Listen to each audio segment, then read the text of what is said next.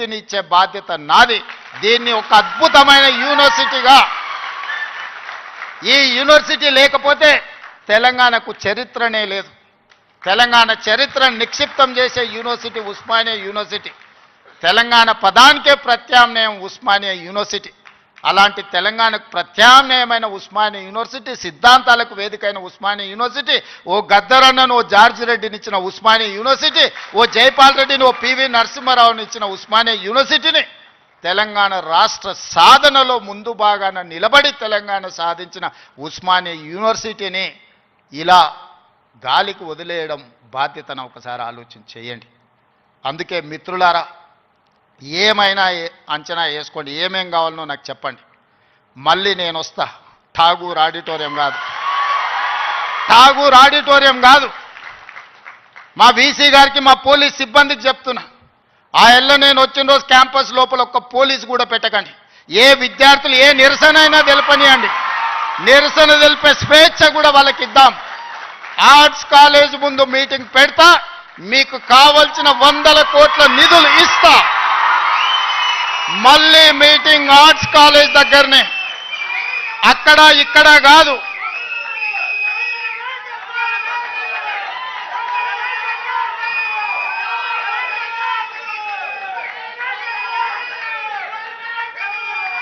Arts కాలేజ్కి వచ్చిన రోజు డీజీపీ గారికి, సిటీ కమిషనర్ గారికి నేను ఆదేశాలు ఇస్తున్నా, ఒక్క పోలీస్ కూడా క్యాంపస్ లోపల ఉండొద్దు, నేను వస్తా. ఎవరు వీళ్ళు? మా తమ్ముళ్ళు, మా చెల్లెళ్ళు తండాలలో, గూడాలలో, మారుమూల పల్లెల్లో పేదరికం రుచి చూసి అభివృద్ధి జరగాలి, డాక్టర్లు, లాయర్లు, ఇంజనీర్లు కావాలి, ఐఏఎస్లు, ఐపీఎస్లు, ఐఎఫ్ఎస్లు అయి ఈ దేశ నిర్మాణంలో భాగస్వాములు కావాలని ఇక్కడికి వచ్చిన వాళ్ళను ఆనాడు ఉన్నాయన గొర్రెలు, బర్రెలు, చేపలు పెంచుకోండి అంటే ఈరోజు డాక్టర్లు, లాయర్లు, ఇంజనీర్లు కాండి, ఐఏఎస్లు, ఐపీఎస్లు కాండి అని నేనంటున్నా. నేను రావద్దా?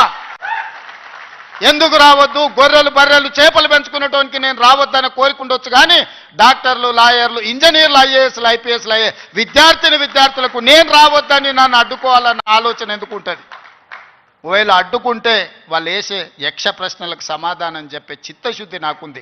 తెలివి ఉందా లేదా పక్కన పెడితే నాకు చిత్తశుద్ధి ఉంది. నా చిత్తశుద్ధిని ఎవరు ప్రశ్నించలేరు, ఎవరు శంకించలేరు. అందుకే మీరు అంచనాలు పెంచండి, అంచనాలు వేయండి, అన్ని వివరాలు సేకరించండి. డిసెంబర్ మాసం మనకు అత్యంత కీలకమైన మాసం. Miracle month is December. క్రిస్మస్ని మిరకల్ మంత్ అంటారు, అద్భుతాలు జరిగే నెల అంటారు. డిసెంబర్ 9, 2009కి చరిత్ర పుటలలో ఒక గొప్ప పేజీ ఉన్నది. మొట్టమొదటి తెలంగాణ రాష్ట్ర ప్రకటన డిసెంబర్ 9, 2009 నాడు జరిగింది. అందుకే డిసెంబర్ నెల అంటే నాకు అత్యంత ఇష్టం. మళ్ళీ డిసెంబర్లో ఆర్ట్స్ కాలేజ్ దగ్గర మీటింగ్ పెట్టండి, నేను వస్తా. మీకేం కావాలనో అక్కడికక్కడ అన్ని మంజూరు చేసి జీవో ఇచ్చిపోతా.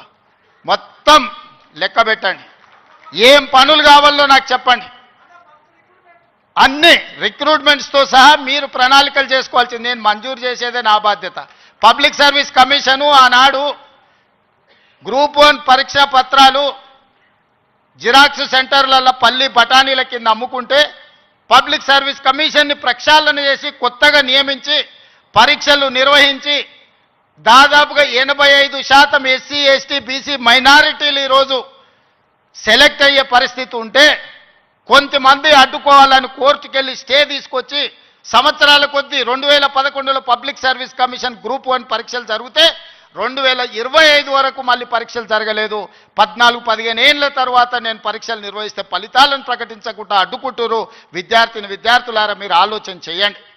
60,000 ప్రభుత్వ ఉద్యోగాలు ఒక్కొక్కరి తలలు లెక్కబెట్టి ఎల్బీ స్టేడియంలోనే వాళ్ళ కుటుంబాలు, వాళ్ళ తల్లిదండ్రులను పిలిచి నియామక పత్రాలు అందించి 60,000 ప్రభుత్వ ఉద్యోగ ఖాళీలను మొదటి సంవత్సరంలోనే భర్తీ చేసిన.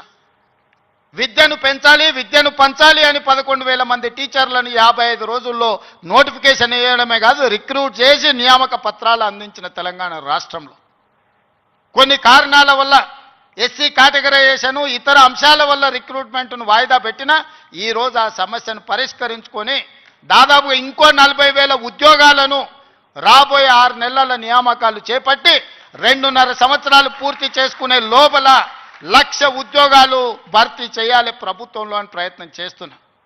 ఇతర దేశాలు ఇతర రాష్ట్రాలు పర్యటించి పెట్టుబడులు తెచ్చి ప్రైవేట్లో దాదాపుగా 20 నెలల 1,50,000 ఉద్యోగాలు ఈరోజు ప్రైవేటు రంగంలో మనం కల్పించినాం. ఈరోజు తెలంగాణ రాష్ట్రము అభివృద్ధి చెందిన రాష్ట్రంగా ఈరోజు వేగంగా ప్రయాణం చేస్తుంది. Self collection of revenue, law and order, policing ప్రతిదీ దేశంలోనే నెంబర్ 1 రాష్ట్రంగా ఈరోజు కేంద్ర ప్రభుత్వం గుర్తించింది. నేను చెప్పట్లేదు, కేంద్ర ప్రభుత్వం